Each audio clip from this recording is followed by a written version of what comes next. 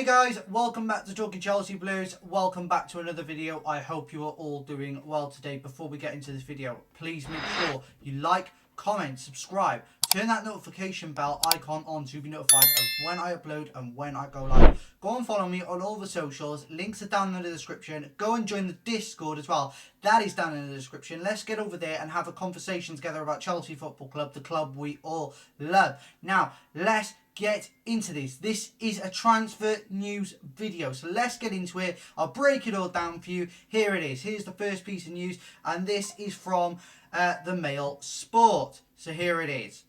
Chelsea are readying a bid of £50 million for Brighton striker JOAO Pedro. Blues held a meeting about a possible move for JOAO Pedro earlier this week and are set to push forward with an offer. Again, that is via the Mail Sport.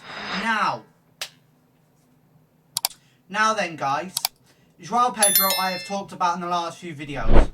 I have said countless times, if you're going to buy JOAO Pedro, you might as well just stick with Nicholas Jackson. Because, as I said, if we look at the stats, 10 goals for this season, JOAO Pedro has got 10 goals, Nicholas Jackson, 10 goals. That tells you a story about they're at the same sort of level. Now, I have been at this point now with this for so long. I have thought about this and thought about this. And, okay, yeah, JOAO Pedro is a bit of a different striker to Nicholas Jackson. JOAO Pedro's got a bit more pace, a bit more power. And maybe a little bit better with his finishing. But it doesn't strike me as the type of striker we should be going for. As I've said before, Victor Yodakash, Victor Osimhen, someone like that, even Dusan Vlahovic is the type of player we should be going for. But I'm not going to get listened to. I'm not going to get listened to again. And I'm not going to get listened to ever by this club because my opinion doesn't matter. Our opinion doesn't matter. The fans' opinion does not matter. So, where do we go from here? Well, if we do get JOAO Pedro, I do wish him all the best at the club. But I just think he's going to be another Nicholas Jackson situation. He doesn't strike me as the goal-getting type, if you will. Because I've watched him, he's not the most clinical. He's a lot more clinical than Jackson, maybe. But apart from that, what does he actually offer us that Jackson already doesn't? I mean, let me know in the comments if you think any different. I'd love to hear. But I just personally don't think JOAO Pedro offers us much difference to Nicholas Jackson.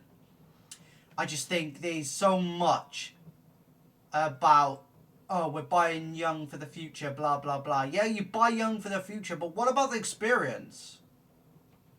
What about the type of players that come in that build a spine of a team? You know, it baffles me. As I said yesterday, it does baffle me. And I'm sure it baffles you guys as well, but what can we do? We're just the fans. We don't get heard. So, let me know what you think about JOAO Pedro coming to Chelsea. If he does, do you think he'll have a successful time? Moving on into the next piece of news. Now, this is via Vishaznet of Mexico, I believe, or Spain. Liverpool are poised to join the race to sign NICO WILLIAMS. Real Madrid, Arsenal and Chelsea are all keen on the Athletic Bilbao winger. Now, Nico Williams is the type of player I'd like Chelsea to sign. Brave, quick, strong, can take on a man, can finish.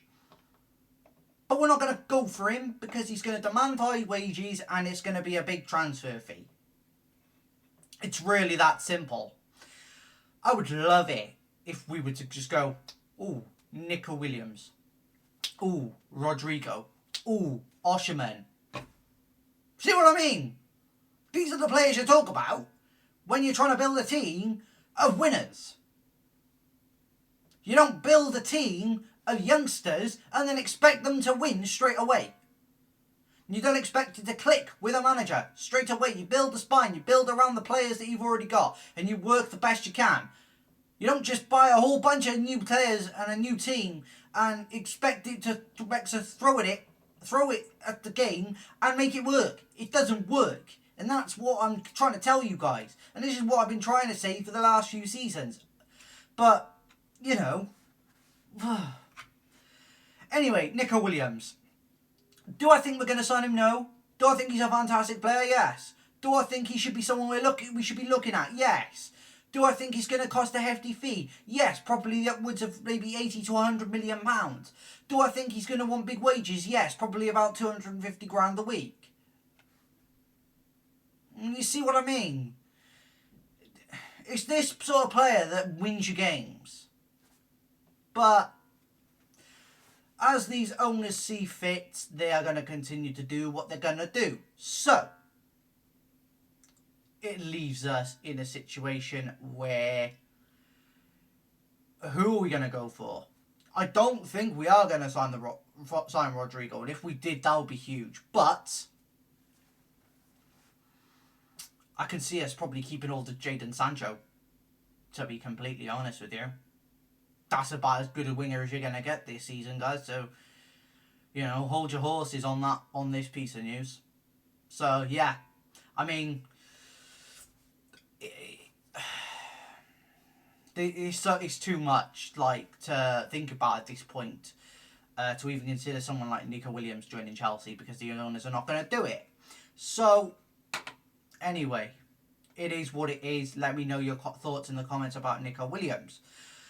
Let's get into a piece of news now from Fabrizio Romano, and then we'll talk about it. Christopher NKUNKU's exit from Chelsea remains guaranteed ahead of the summer transfer window. Contacts are due to start soon, with NKUNKU attracting interest already since January. Look, we all knew that it was coming, and he's not good enough to be at Chelsea, so we might as well just give him away. What did we pay for him? What, 50, 60 million quid?